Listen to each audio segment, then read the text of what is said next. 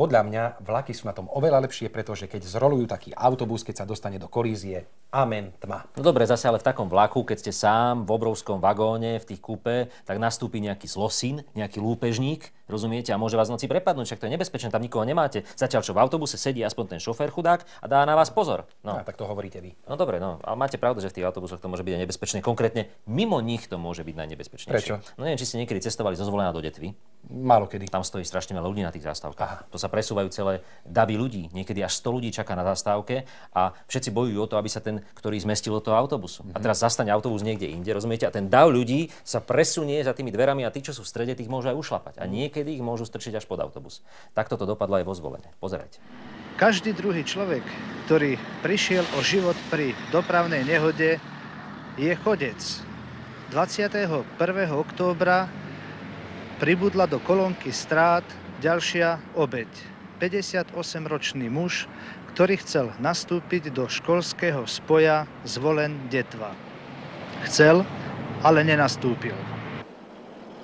Ulica Kapitána Nálepku vo Zvolene to je vlastne provizórne autobusové nástupište a nákupné centrum zároveň. Denne sa tu premelie niekoľko tisíc ľudí a celkom nedávno tu došlo k tragédii, ktorú možno bez pochyb označiť za zbytočnú.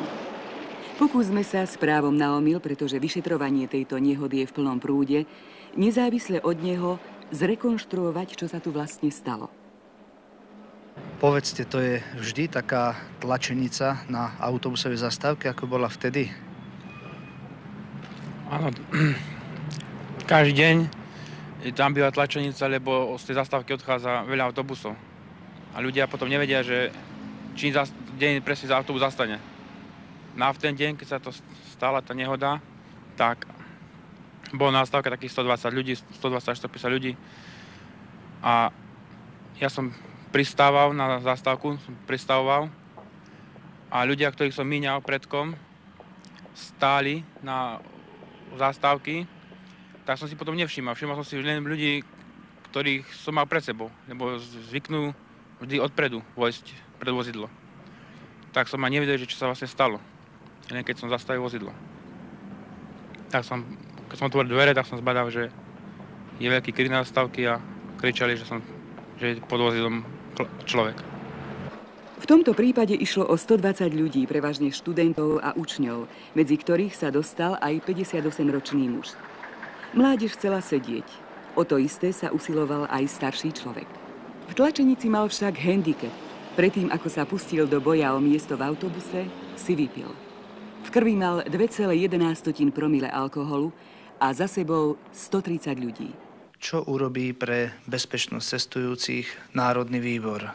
Terajšia autobusová zastávka je provizorné riešenie. Frekvencia cestujúcich na tejto zastávke vyžaduje ich nástup usmerniť zábradlím. Toto však nie je možné, pretože na jednej zastávke v tej istej časovej polohe je niekoľko spojov v počte 8 až 10. Terajší stav vyžaduje ohľaduplnosť cestujúcich. Definitívne riešenie je výstavbou autobusového nástupišťa, ktoré zahajujeme v roku 1986.